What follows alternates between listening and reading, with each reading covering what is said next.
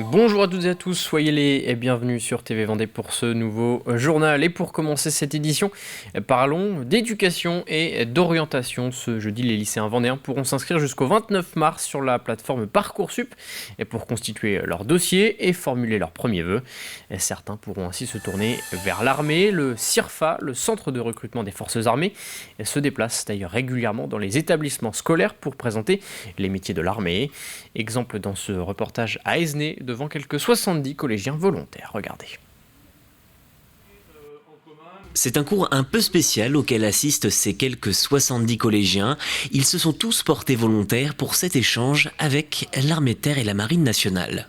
Le fait de venir ici dans les collèges et les lycées permet de renseigner encore plus les jeunes qui souhaiteraient éventuellement entrer dans les institutions. Pour que les collégiens puissent justement s'orienter sur leur avenir, il faut certains diplômes, parce que voilà, chez nous, au sein des trois armées, il faut quand même derrière une certaine expérience professionnelle aussi et certains diplômes pour entrer dans différents métiers.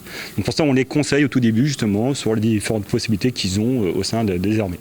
Et visiblement, la présentation a permis aux élèves de mieux comprendre les métiers de l'armée française. Ça nous explique un peu ce qu'on pourrait envisager pour plus tard et quel parcours on pourrait faire et tout le reste, je trouve ça très bien, je trouve. Des interventions dans les établissements scolaires qui permettent aux militaires d'expliquer la réalité de leur quotidien.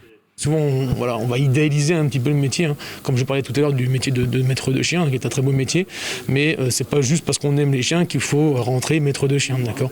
On est là pour apporter des précisions justement pour transposer un petit peu la vraie vie de soldat, grosso modo, la vie concrète d'un soldat sur le terrain, et pas juste ce que eux ils en pensent, quoi. Un échange avec des professionnels pour élargir la vision des élèves concernant leur possible orientation future. Beaucoup de nos jeunes, leur champ des métiers, le champ des possibles, c'est leur entourage proche. Et voire même certains, malheureusement, n'ont pas la connaissance du métier de leurs parents. Il y a plein de possibilités, il y a des champs professionnels importants.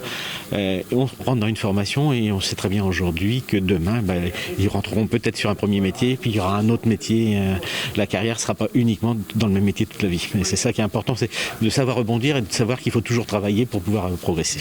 En 2020, selon les chiffres du ministère des Armées, 26 000 jeunes ont été recrutés ainsi par l'État. Et puis toujours en matière d'éducation et de formation, les prévisions d'effectifs de la rentrée scolaire de septembre 2022 viennent d'être publiées par l'Académie de Nantes. Selon ces données prévisionnelles, il devrait y avoir 568 élèves en moins par rapport à septembre 2021 dans les établissements du premier degré, maternelle, élémentaire et primaire. En revanche, dans les collèges et les lycées, 303 élèves sont prévus en plus par rapport à septembre 2021. Un mot de sport et d'environnement à présent et direction Pouzauges pour lutter contre le gaspillage de vêtements et d'articles de sport. L'association La Sportive, soutenue par le comité olympique et sportif de Vendée, a lancé une recyclerie en ce début janvier. Et des points de collecte sont disposés un peu partout dans la ville pour permettre aux particuliers, aux clubs de sport ou aux entreprises d'y déposer leurs articles ou matériel de sport non utilisés. La collecte se poursuit jusqu'au 23 janvier. J'achète un équipement, j'en fais usage, mais qu'est-ce qu'il devient après ? Je pense que c'est là toute la problématique, c'est si on veut continuer à pratiquer le sport dans un environnement tel que le nôtre, sur notre planète, eh bien il va falloir qu'on change de comportement, qu'on apprenne à gérer sa consommation et le devenir des ressources. Et une vente éphémère sera ensuite organisée le samedi 29 janvier dans la galerie marchande de Super U à Pouzauges. Et puisque nous étions sur un terrain de football, la Ligue de football des Pays de la Loire a annoncé hier que les championnats départementaux et régionaux allaient reprendre à partir de ce week-end. Pour rappel, les 2 dernières journées avaient dû être reportées en raison de la crise sanitaire dans la région. Et pour en savoir plus sur ce sujet, retrouvez l'émission 85 Chrono diffusée hier soir en replay sur notre site internet et sur notre chaîne YouTube. On termine ce journal avec cet élan de solidarité à La Ferrière. Ce week-end, voisins et habitants de la commune se sont mobilisés pour venir en aide à une famille qui fait face à des difficultés de logement. Leur maison est en effet envahie par un champignon. L'intérieur a ainsi dû être détruit ce week-end et devra être reconstruit entièrement. Des entreprises locales se sont déjà proposées pour aider sur le futur chantier. Les explications de Pierre Dalicieux. Cet habitant de La Ferrière et sa famille n'en reviennent toujours pas. Après avoir été infestés par un champignon, il fallait détruire intégralement l'intérieur de leur maison. Après un appel à l'aide via les réseaux sociaux, la mobilisation dépasse tout ce qu'ils imaginaient. Un tel élan de solidarité, c'est fou.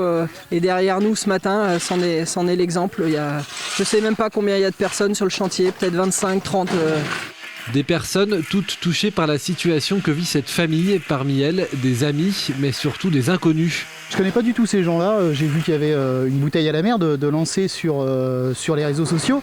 Et puis je me suis proposé, puisque encore une fois j'ai le matériel, j'ai aussi un peu de compétences, donc je sais que dans un gros chantier comme ça, on a besoin de bras. On réfléchit pas, hein, on vient, c'est même pas la peine quoi, ça s'appelle la solidarité, et puis par les temps qui courent, je trouve ça très beau. On les connaît de l'école, nos enfants ont les mêmes âges, ils sont amis, donc c'était logique quoi, pour nous. On ne s'est même pas posé de questions, c'était logique d'être là ce matin pour les aider.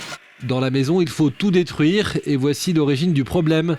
Des travaux mal réalisés par les anciens propriétaires contre lesquels cet habitant n'a droit à aucun recours. Toutes les conditions étaient réunies pour qu'avec du bois, le champignon se nourrisse. Avec de l'isolant, il soit dans l'obscurité qu'il affectionne particulièrement. Et avec le plancher chauffant, qu'il ait le niveau de chaleur pour se développer. Ça fait 10 ans qu'on est dans cette maison. Sans le savoir, on avait sous nos pieds un ennemi invisible pendant 10 ans. Une solidarité qui ne s'arrête pas là, car pour la reconstruction, ce sinistré peut apparemment encore compter sur de bonnes âmes. Un architecte et un maître d'œuvre nous ont contactés pour nous dire qu'ils accepteraient de piloter notre chantier de reconstruction gratuitement. C'est incroyable. Des gens de la Ferrière, des artisans nous ont appelés pour nous dire que quand viendra le moment de la reconstruction, eux aussi nous feraient cadeau de leur savoir-faire. Nous, on aura à fournir les matériaux, bien sûr, mais c'est incroyable, c'est incroyable. Une cagnotte litchi a même été mise en place pour récolter des fonds pour reconstruire. Une reconstruction qui n'était évidemment pas prévue au programme pour cette famille. C'est la fin de cette édition. Merci à tous de l'avoir suivi. Je vous retrouve à 18h pour un nouveau point sur l'actualité vendéenne.